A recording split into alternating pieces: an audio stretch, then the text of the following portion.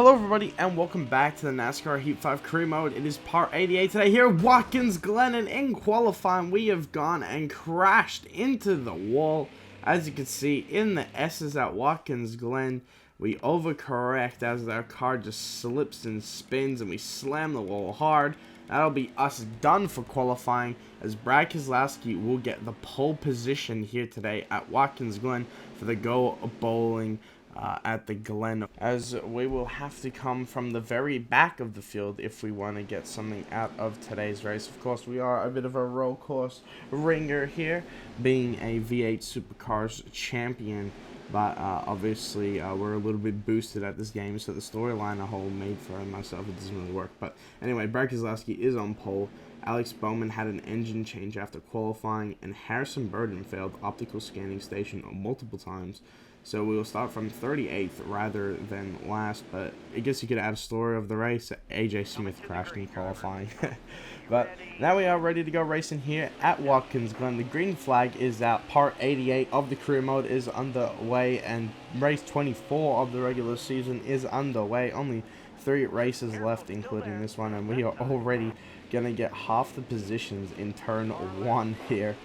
Oh my god, can you believe that? There you go. We absolutely dive bomb the field because they all stack up there on the start, and you know, it's 3 positions. You know, we're already up into P21 from P38. That's 17 positions gained, so a very good start for us now, as we're looking to the rear of Ty Dillon here. Now to the inside we go, as we are going to go into the bus stop here. And yeah, we're going to get past that 8 car, so very nice stuff. As now we look onto the back of Tyler Reddick and Austin Dillon up ahead of us here. Both of these guys trying to get into the playoffs still. Tyler Reddick will have to point his way into the playoffs, but Austin Dillon is going to have to win at this point of the season, as you get around the 1 car here and now look to catch up to Austin Dillon. As we are now going to go through the final corners at this beautiful facility here, and as you can see, Austin Dillon is going to go to the inside of Matt Benedetto. We're going to get a little bit of grass here, as Martin Truex Jr. is going to lead the first lap here at Watkins Glen. We take Austin Dillon and Christopher Bell 3 wide, and we get both their positions here. And then we look to gain some more going into turn 1 here to the inside of Eric Jones. We kind of make a little bit of a dive bomb, but that will get us into the top 15 quite nicely there. So a very positive start to this race, considering we started at the back and we crashed in qualifying. And yeah, this car was definitely fast, and we were getting through the field quite easily. So it gave me some positive signs that we were going to be competitive today, as now we're going into the chicane once again. And we're going to see Chase Briscoe, our teammate, up ahead, AJ Allmendinger to our inside. And yeah, we had a very poor chicane there. He's going to keep the position, and we are going to have to settle for P14 for now. But as you see, we get a very nice corner exit here on the 44. You will see we'll move on the back straightaway to the inside here. And we are now going to go to the inside of Chase Briscoe as well. But I go a little bit too hot in there. I hit Anthony Alfredo. He goes sliding. He makes a fantastic save, but we do a little bit of front end damage to our car, and of course we do bit of damage to Anthony Alfredo, which we didn't want to do. But Martin Truex Jr. will win stage 1 as we come across the line here in P13. So as you can see from the stage results, Martin Truex Jr. gets the win with Austin Cindric in behind him. Keselowski, Carbush, Tinny Hill make up your top 5. As now we are going to come to pit road here, and everybody else is going to stay out. We take 4 tires and fuel, and that means we'll go to the back. We also repair our damage from hitting Anthony Alfredo as we go back green flag racing here. Basically, I was going to make a strategy play here where we come in, take 4 tires now, take 2 tires later at the end of stage 2, and then go up the order that way. But you'll see what I mean when we get to that point now, as we go to the inside, sending it to the inside once again. And we get all the way up into P28 now, looking for P27 on Suarez, and we are going to get that going into the S's here. Once again, coming up on the back of Ty Dillon, looking to his outside. We slip in the S's, but we make a nice save, and we're going to go and get past that 8 car now, as we're going to draw onto the back of Justin Allgaier here in that 88 car. Looking to his inside, we get past him, and now to the inside of the 12 of Ryan Blaney. And now we are going to get past him there in the bus stop here, as now we're going to look to the inside of Tyler Reddick here, trying to get past him in that 1 car once again, and we're going to do that quite easily here in the carousel. As now we look to the inside of Denny Hamlin, make a little bit of contact here, but we get past him quite easily nonetheless. And now to the inside of Bell, we get past him. As now we're going to try look at Cole Custer here, but we're not going to quite have enough here going into the corners. Austin Cindric has gone out in front here at Watkins Glen. He's going to lead the first lap of stage 2. As now we're going to look to the inside of Eric Almirola here coming up off the corner. And as you see, we are going to cross the line just about now. So as you can see, we are quite a ways back already. That's just how track position works here at the road courses. But you'll see what we're going to do, a little nice cheat here at the end of stage 2 to get our way back up there. Of course, the AI don't really do any different sort of strategies to try and get track position, so we're going to do that and go up front here. But we, of course, almost slipped there once again like we did in qualifying in the S's, and we almost could have seen our day overdone there as we now look to the inside of Di Benedetto going into the bus stop. A very nice position here, and now we go and hit Larson, but it was not too much of a big deal there. He makes a nice save. We keep going forward. As now, coming out of the carousel, we're going to try look to the inside of Kyle Larson here, get the better exit off here. And as you can see, down the straight, we're going to put the power down, and we're going to look to his inside here as we go up to the next corner here. And now we're actually going to look to the inside of Briscoe as well. We go up into P15 here, so not too bad of a job done so far. But there you go, we slip on the curb, we hit the 14 car, which is going to cause a bit of damage to our car, which is not what we wanted to see. As now we are going to come across the finish line here for stage 2, and that will be P17.